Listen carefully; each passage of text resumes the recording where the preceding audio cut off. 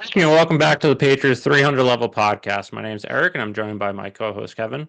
Welcome back for our 91st episode, where we are breaking down the Patriots' upset win over the Buffalo Bills and previewing their upcoming game versus the New Orleans Saints.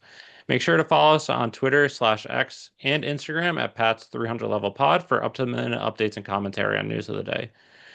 Kevin, I know it's been a few weeks. Apologize to our regular listeners for the delays and just the time in between episodes. We've had some scheduling issues, things going on, but everything's good.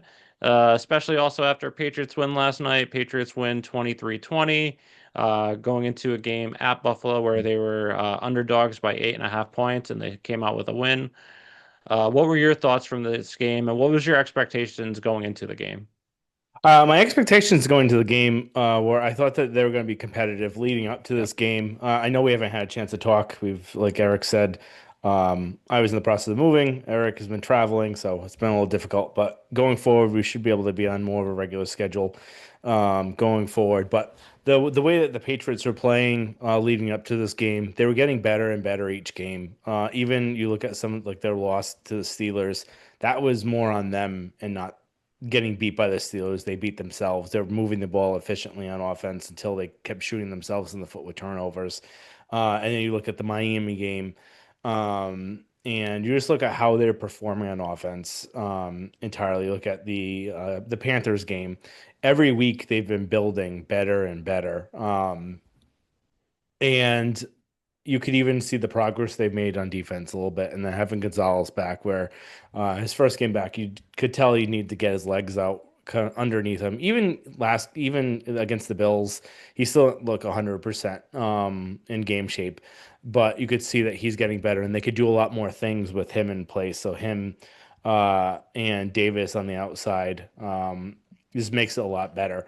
So I thought they were going to be competitive leading into this game. I thought I wasn't gonna predict a win. I did think it was gonna be close. I thought that where the spread was, I was like I would probably take the Patriots there because I thought it'd be a one score game. I thought it would be somewhere in that where they would be competitive. It wouldn't be a complete blowout. It wouldn't be what we've seen going into it, just because the way that this team has been playing is just they're getting better. Josh is, I think, the right offensive coordinator for May. You could tell the difference between what this offense looked like this year versus last year.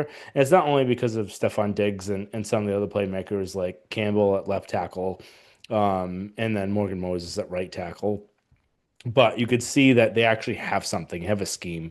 They have something where they know how to run an offense and they know how to if a team is really good at rushing the passer, they'll do things to move him or have additional blockers where that wasn't happening last year.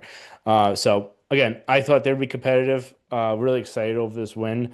I think it kind of makes you start thinking, not that you're going to say the Super Bowl or anything, but the way that they're playing, you look at the schedule, and we'll get into this later, but there's a good chance that they're going to rack up some wins going forward.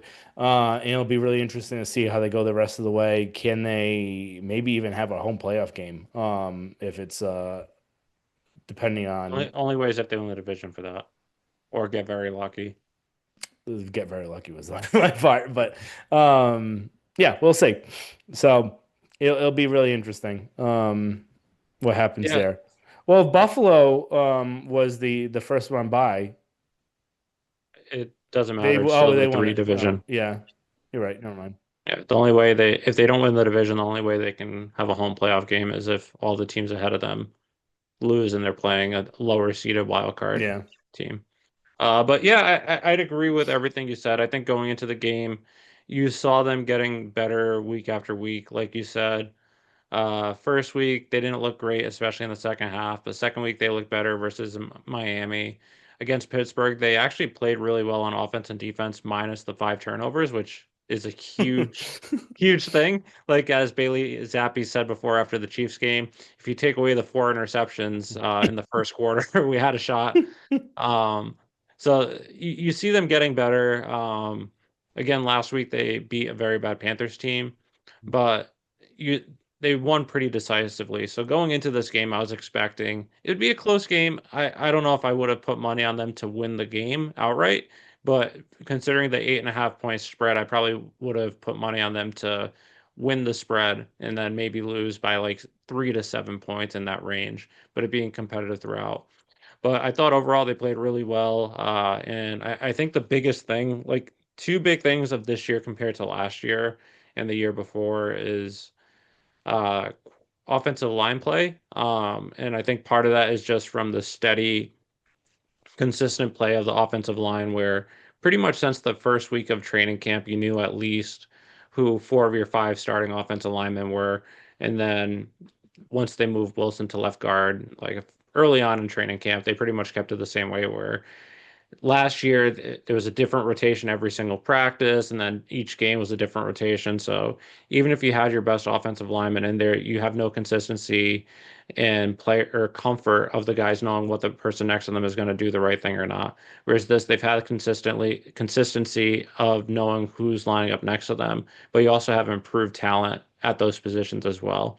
And I think that's really helping in the passing game, where it's allowing the quarterback to have more time processing and to throw the ball. But I think the second thing, which is partially due to this, but you're you're seeing Drake Maye just take a huge year two jump, where he's the last two games especially, but even the last four or so after week one, but the last two especially, you see him where he's been absolutely elite, probably top five quarterback in the NFL the last 2 weeks. Not saying he's there consistently where you'd say he's a top five quarterback overall right now, but the last 2 weeks he's played like that. He outplayed Josh Allen last night, and he's just some of the throws he made were just Josh Allen-esque.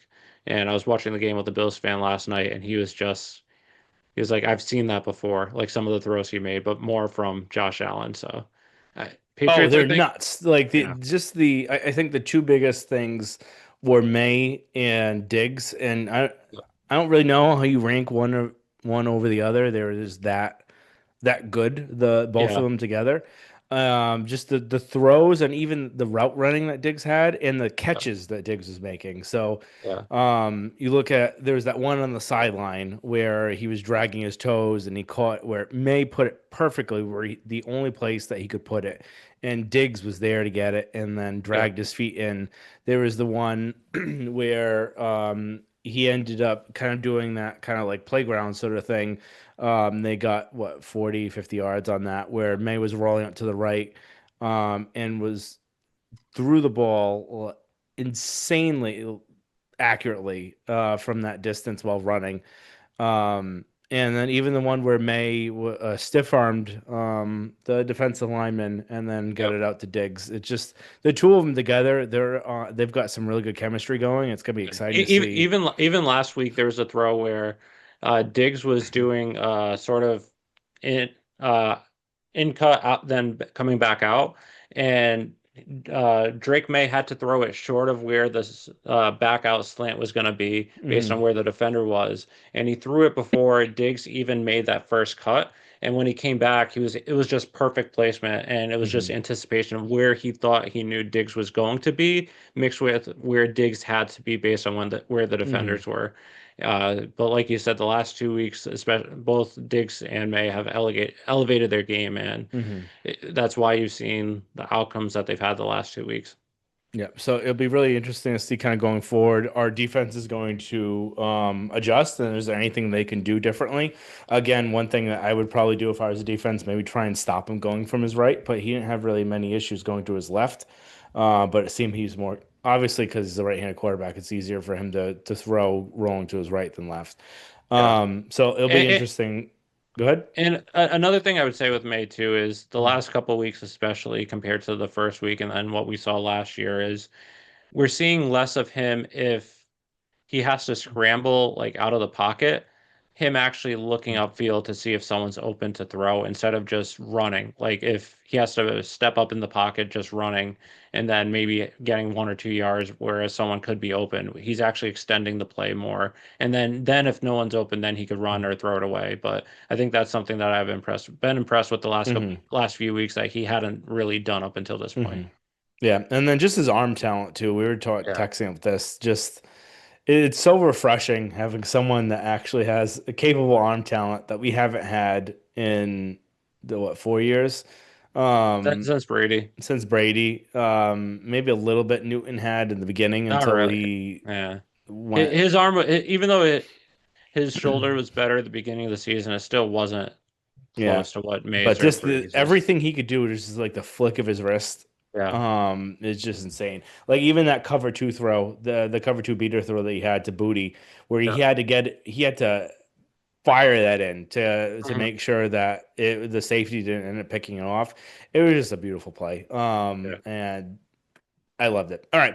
Enough about May. So offense, This again. is one thing that is concerning, and again, it hasn't really impacted them on the field yet or on in the outcomes.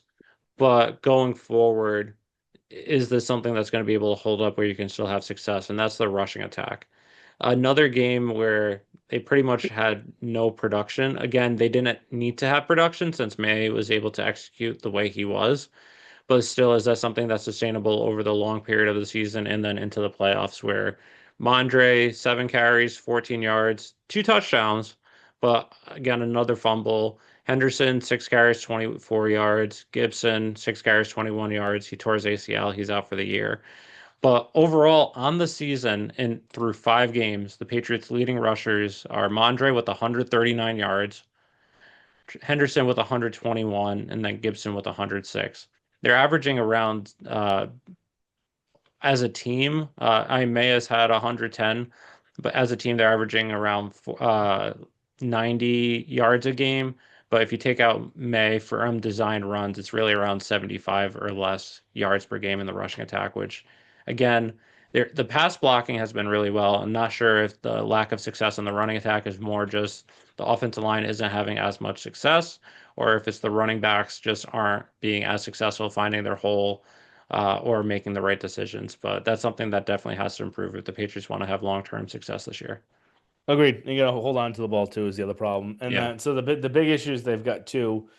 One, Mondry having confidence in him to not fumble the ball. Gibson actually looked like he had a little bit of life in him yeah, before he got hurt. yeah, And they're actually running a little bit more effective with him. He's faster than Mondre. I could hit kind of the hole a little bit quicker. It was disappointing knowing that the Bills' run defense is as bad as it is, and they weren't able to do anything again. And you yeah, could tell they were trying. So that the beginning part of the game, it was 2 runs to every throw. And then they ended up scrapping that after nothing was kind of developing, and that's when it ended up becoming the May and Dig show. yeah, But the problem is that right now too, you got to make sure that Mondre doesn't fumble it. Henderson isn't that kind of big run between the tackles, between like the guards and the center kind of running back. He's more of the outside quick guy. And yeah, do you really want him being that lead back at his size? Probably not. Um, so either you gotta hope that Mondre doesn't fumble, which I yeah. wouldn't. Like it's gotten to the point now that I Four yeah I fumbles just in the last 4 games. yeah you just can't trust someone like that. Like Yeah, it's every big game he does it in. yeah, Going back to his first game ever, the yeah. Patriots were beating the Dolphins that game. They were yards away from scoring. He fumbles the ball away. There was the Bengals game in 22. And again, that Fumbles one the shouldn't ball have been a away. fumble. That should have been forward progress, but still, he Yeah, still needed to hold on to the ball. But yeah, just many games where it happens, where it's just at inopportune times. And realistically, like the I get Mondre, he's really talented, but you could also find someone that can run the ball, not fumble it, and be decent. yeah, There's plenty of backs out there. Like we even saw it with Jonas Gray back in the day, where you don't need anything special. You just need someone that's not going to fumble the ball. Like the two yeah, touchdowns that Mondre had, you could have put anyone in there, and they would have yeah, scored both of those. They had yeah, wide open holes. It just you gotta. Then the other problem with Henderson is that you can't trust him to pass block. yeah. Every That time that he's was out what I was. there, he Yeah, either gets May killed or he has a hold. So yeah. that's That's very something I was going to disappointing. bring up because he came. Well, we heard into the draft and out of the draft was that Henderson's the best pass blocking running back in the draft in years since Pierre Strong in 2023. And Pierre Strong, they said the same thing about him. and both, at least in their Patriots tenure, for Strong and then for Henderson up until now, have been terrible at pass blocking. You have to hope it improves. But if it doesn't, I think that's part of the reason why Mondre is still seeing the field is because even with the fumbles, they trust him pass blocking. He's been good at that. But Mm, then you're becoming one dimensional where he's fumbled and then he comes back out there. Defenses are assuming they're not going to give it to him on third down or second and medium. They're going to be passing. He's in for pass blocking. So then it allows the defensive ends to tee off and rush the passer. And again, maybe the Bills just didn't account for that where you would expect a defense would, or maybe the Patriots just got lucky or were fine. But if you're facing a good defense, that's something that you can't do is be one dimensional or have that's essentially get telling your pitches in baseball where you know what's coming. It's at least a pass, and that's one less thing as a defense you have to worry about. yeah, and maybe that's why he was so wide open on those two pitch plays Yeah, it could be. for the touchdowns that they're like, there's no shot they're gonna give him the ball, Yeah, and they did. So maybe that's part of it. maybe. But again, it's gotten to the point. Maybe he needs to clear his head. The more fumbles you have too, the more it gets into your head, and the more Yeah. likely something might happen. And Like it's like, Tiki Barber is famous for it, where he went on a historic run of fumbles, and then he eventually turned it around and was fine. And Tiki Barber was a top five running back mhm. during his age. But again, once it gets in your head, it's like the yips or in baseball for throwing an error or something like that. You just overthink it. But you can't trust someone to have the ball if you think there's a 50-50 chance each game that they're going to fumble the ball away. Yep, no, exactly. All right. Receivers we kind of talked about. Diggs was insane. Henry's become really reliable Yep. for Drake, and so is Booty. I just Yeah. love like he's that dependable guy that you Yeah. have where Diggs is too, but he's just that other kind of the two of them are his kind of top two favorite kind of guys to go to. You know where And they're going to and be. They're going to catch the ball. They're tough players. yeah. Um, And really and like. Booty's win rate has actually been among the top in the NFL this year of separation and then winning routes against defenders. It's just sometimes if you have someone like Diggs who's also winning, he's just not going to get the ball, or depending on where the play is Mhm. designed to go, it might just not be going towards him. But if he keeps doing that, he's going to eventually get the ball and keep getting the ball. And he, like you said, he's Mhm. been dependable all year so far. Oh yeah, yeah, and you always need that type of dependable guy that's going to be like safety net for him. Yeah, like Jacoby Again, Myers was for years with us mhm. too. Yeah, I was going to say something like that.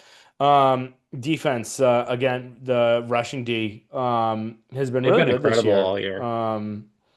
Again, limited. James Cook was the one. So here's the thing too about the defense, where I'd say it was this is probably their best defensive um, performance this whole year where it looked like everything was kind of clicking for the most part where the only thing that they really gave up were yards to like the tight ends and that was Yep. probably what they there's only so much you could stop. So what Bill would used to do back in the day is he would take away your top one to two things that you did well and then make you Yeah. beat them with your next thing. So that's kind of what the Patriots did here. They took away James Cook, 15 carries, 49 yards. They took away, for the most part, a lot of the receivers for the Bills. They did have some Yep. catches here and there, as most of the tight ends that ended up getting a decent chunk of the yardage and uh, progress on offense. And again, the turnovers that the Bills had also didn't help them. There's the fumbled snap on that. I think it was supposed to be like a reverse or something, or Yeah. RPO, or whatever that was. And then there was the other fumble, and then the interception with a great play by Marcus Jones. I thought that one of the things that Collinsworth actually did well, it was highlight kind of how the interception happened with the Yeah. safety help, and then being able to undercut the route that way. So I did actually kind of enjoy his coverage there for that.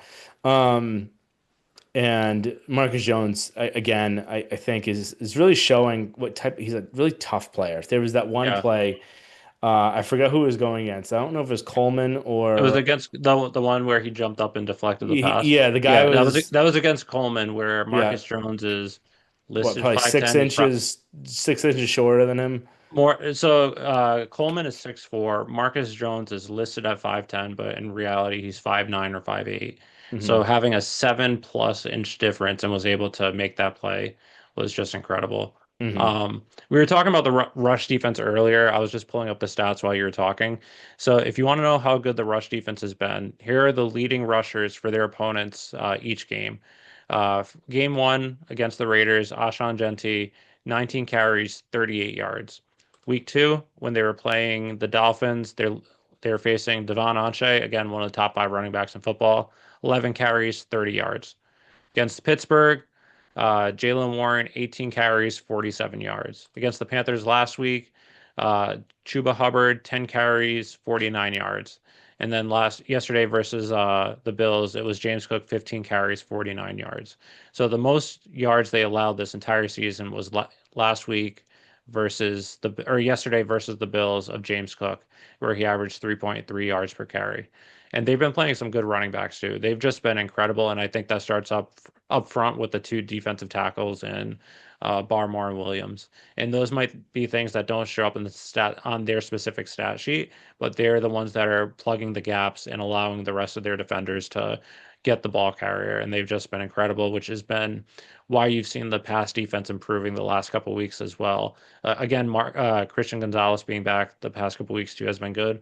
But if you're able to stop the run, that again, like we were talking earlier, if you know that your opponent is going to be passing, then you can scheme up your defense for that instead of having to have some if uncertainty if it's going to be run or pass and having to have a different play call for that specific setting.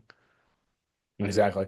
Um, I think one of the things I don't have it kind of listed here to go through, but what would you say? This is the kind of big thing that used to be on talk radio. Was it more about with the Bills having the 3 turnovers?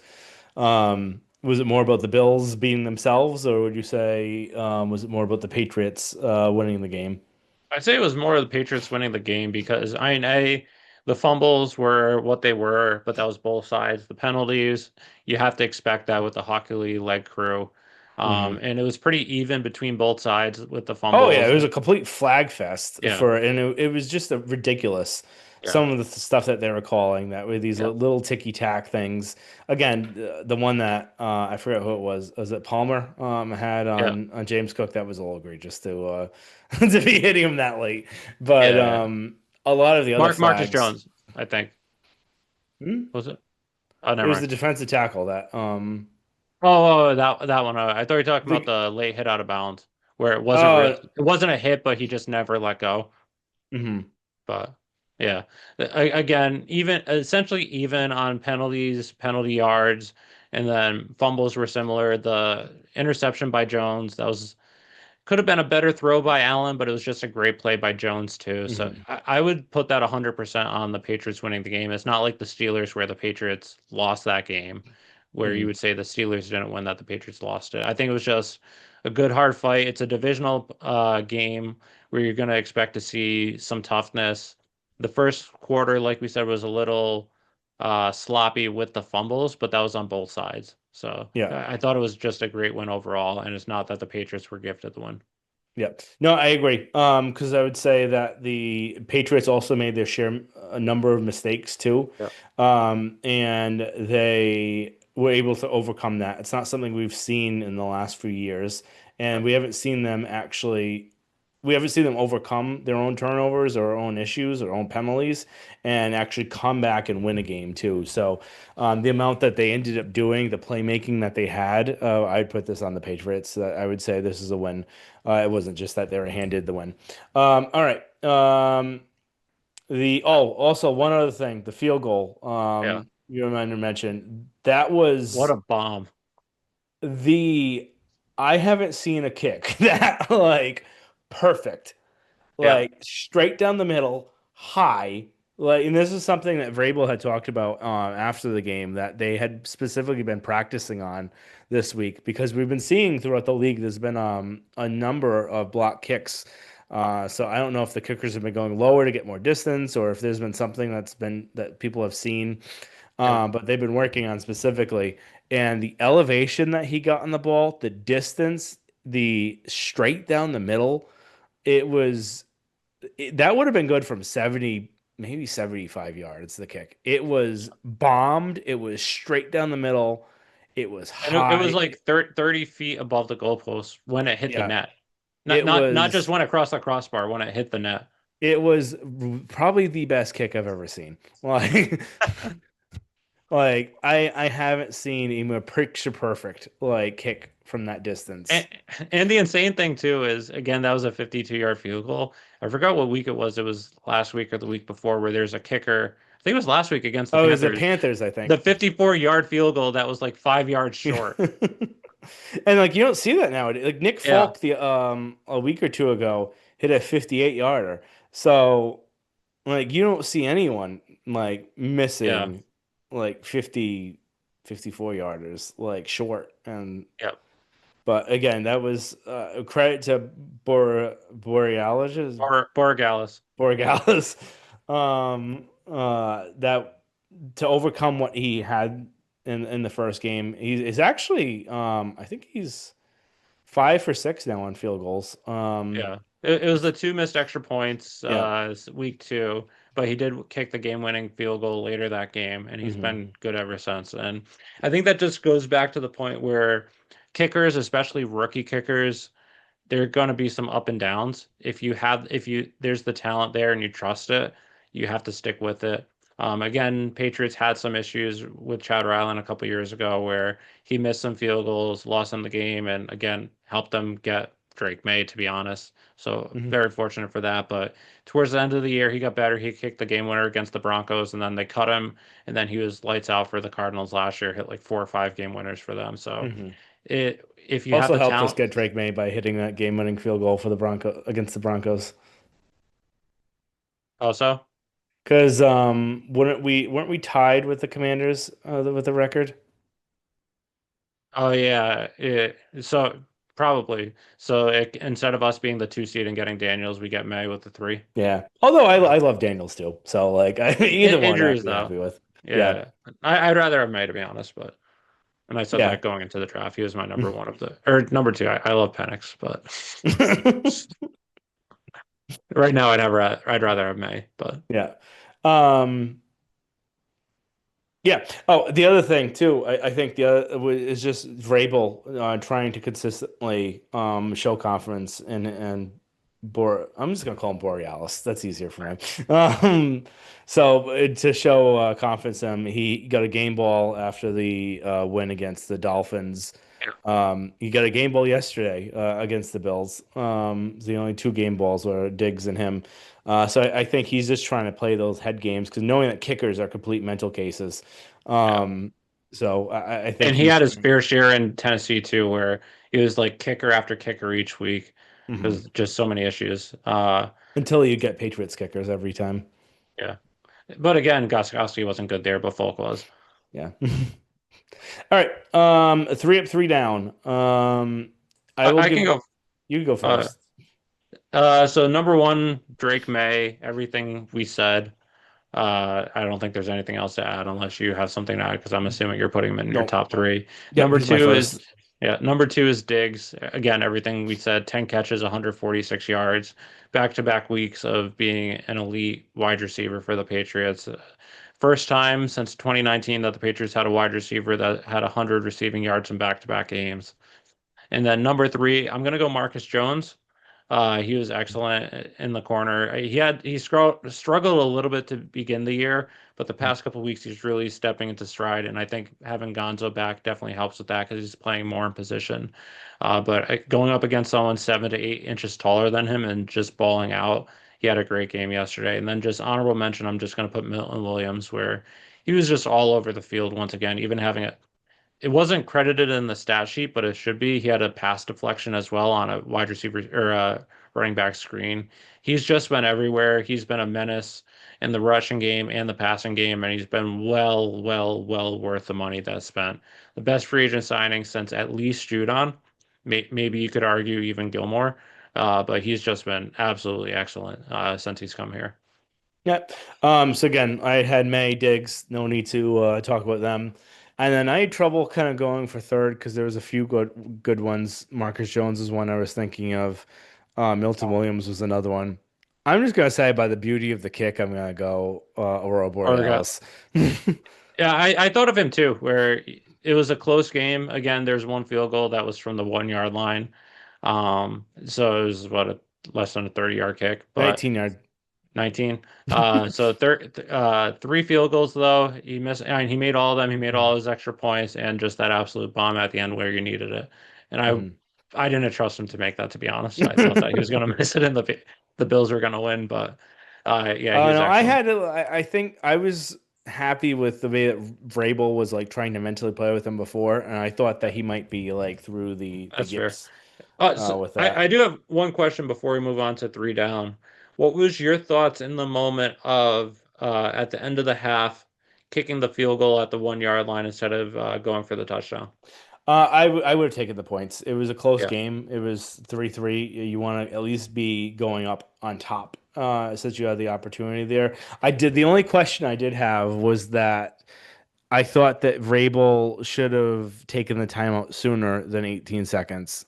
I thought if he took it around like 30 seconds, I think we may have had more time where May wouldn't have had to rush the throw to make sure that they had enough time, and he yeah, would have been able to maybe float it out there for Hunter um, to get the ball. yeah, And they would have had some more time to attempt some more things. So that's really my only kind of question mark there was yeah. maybe taking the time out around 30 seconds.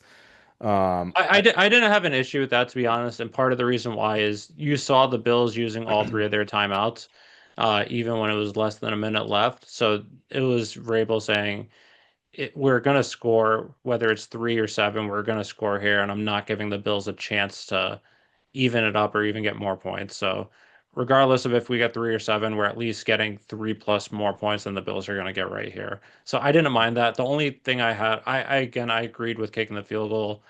At first, I thought maybe go for the TD, but you don't want to give up points, especially in a tight game.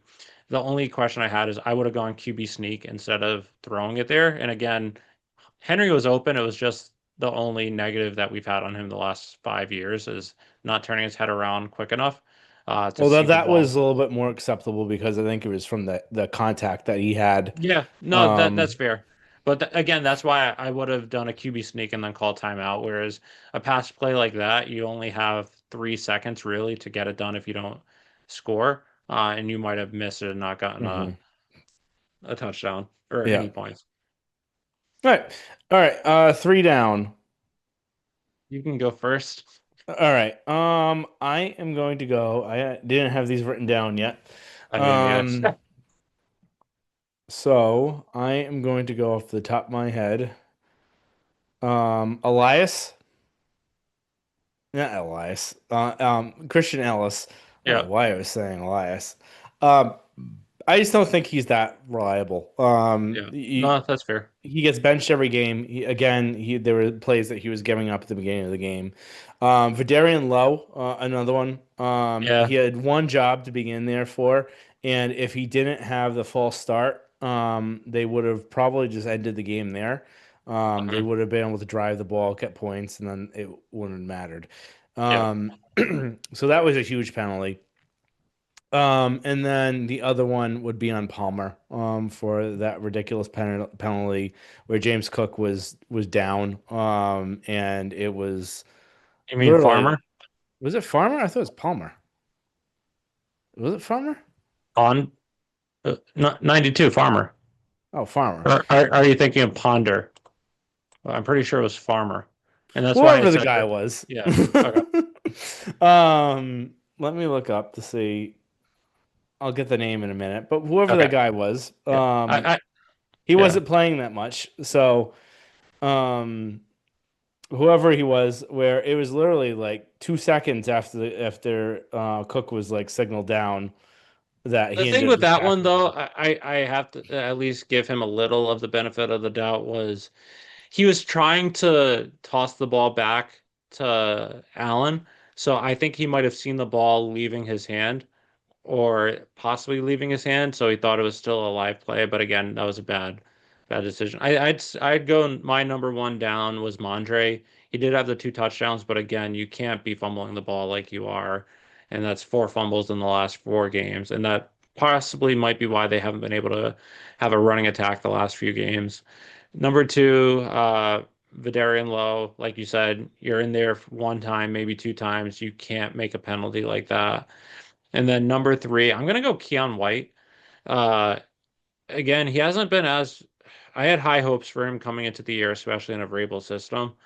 But every single time I notice him out on the field and I try and watch him because I am a big Keon White fan, I try and see how he's doing. Every single time he's breaking containment and trying to either rush the quarterback and then he goes too far inside and they allow him, the quarterback runs around where he should have been for containment, or on a running play, he runs too far inside and then the tackle or the edge guy is able to, tight end is able to block him in and then they're able to run around where he was. And it seems like he's more going for stats or going for the ball instead of actually following his assignment. Again, it's what I'm assuming the assignment is based on what the play looks like. I don't know what the actual play is, but it doesn't seem like it would be smart play calling of having them rushing inside and not having containment. And every single time I watch him, it's the same issue over and over and over again this year.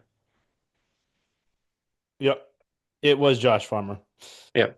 All right. I don't know why I thought it was. There's Joshua Palmer on the Bills who had a nice catch. Yep. All right. Uh, Anything else? no, that's all I had on yesterday's game. All right. So Saints, Patriots are favored by 3.5 points. Over under is 40.5. Saints again, they haven't been very good this season. They are kind of at the bottom of the pack.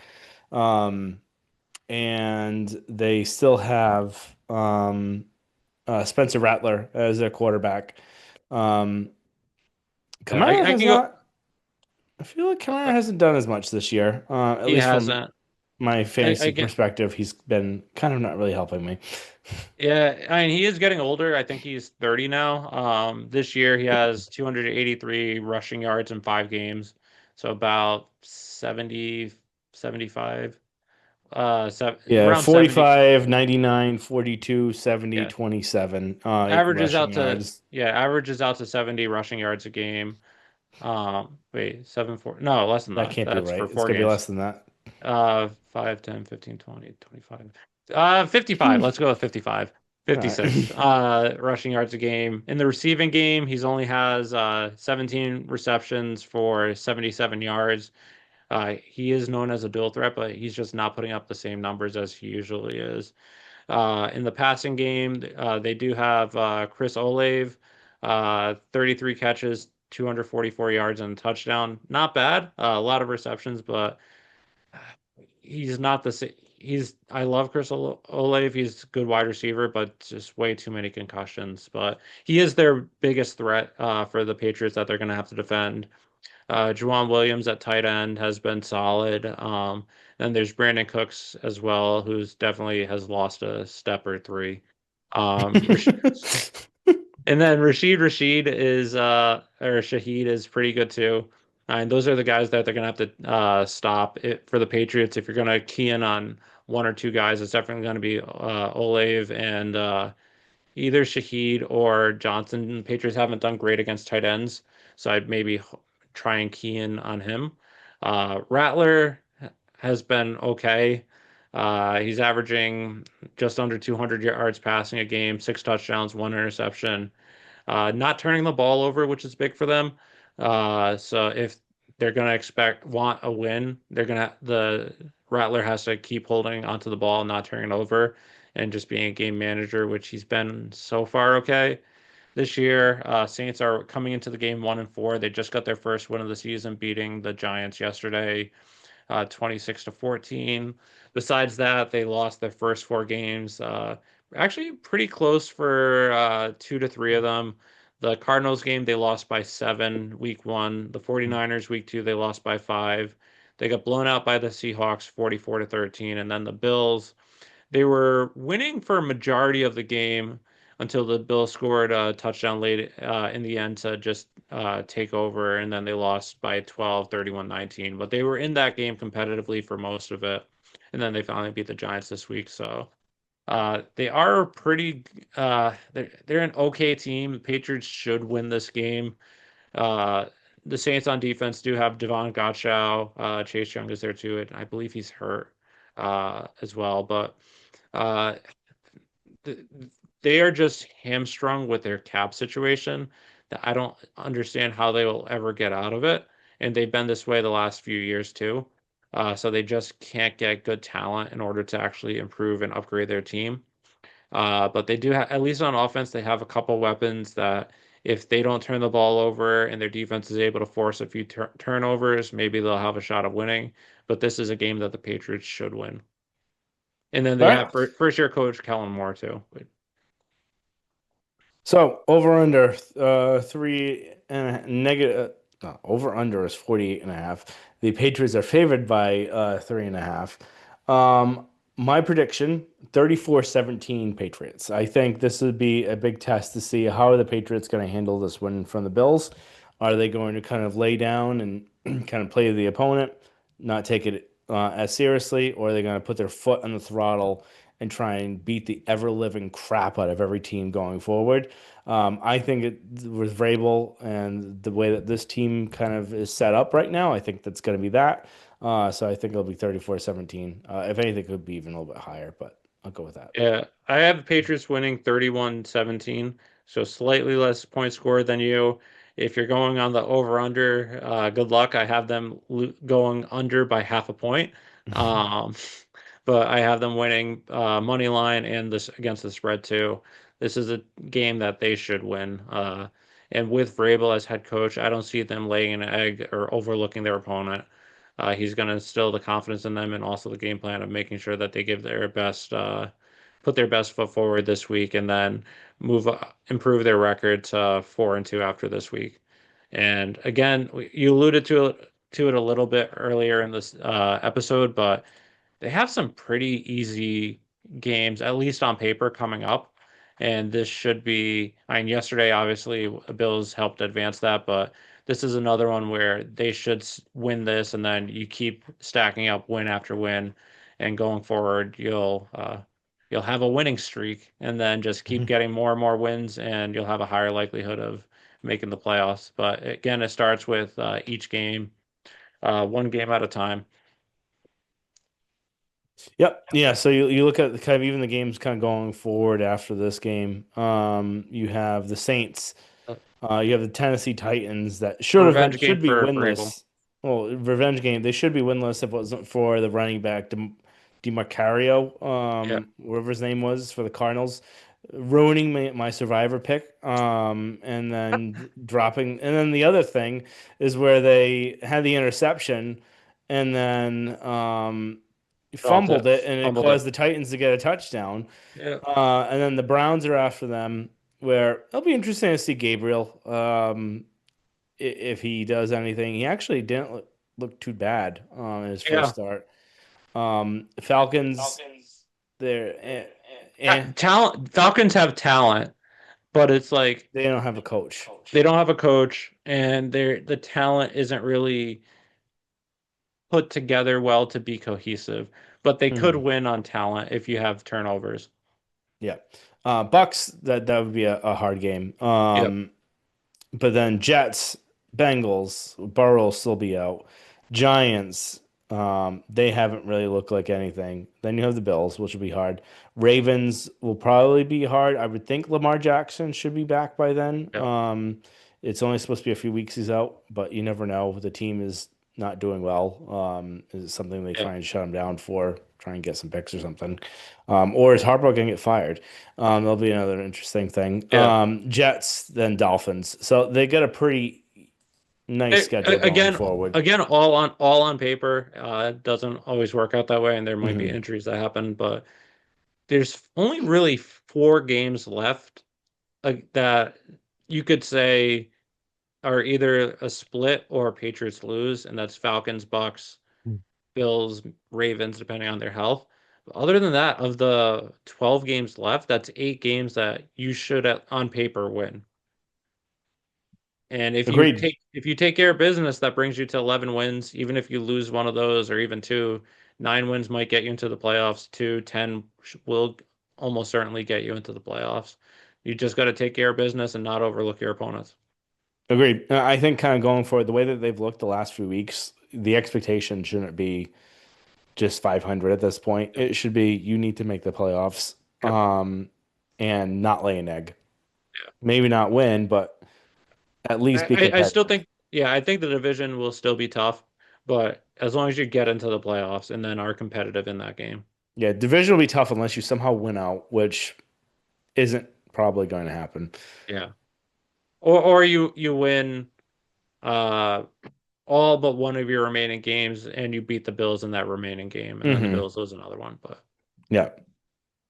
But I don't know. We'll see. It'll be very yep, interesting. should be. So again, looking forward to seeing what they do next week, and looking forward to breaking it down and talk to you about it next time. So make sure you subscribe, rate, and view. Follow us on Instagram, Twitter, mostly Twitter, at Pat's 300 Level Pod, and talk to you guys next time.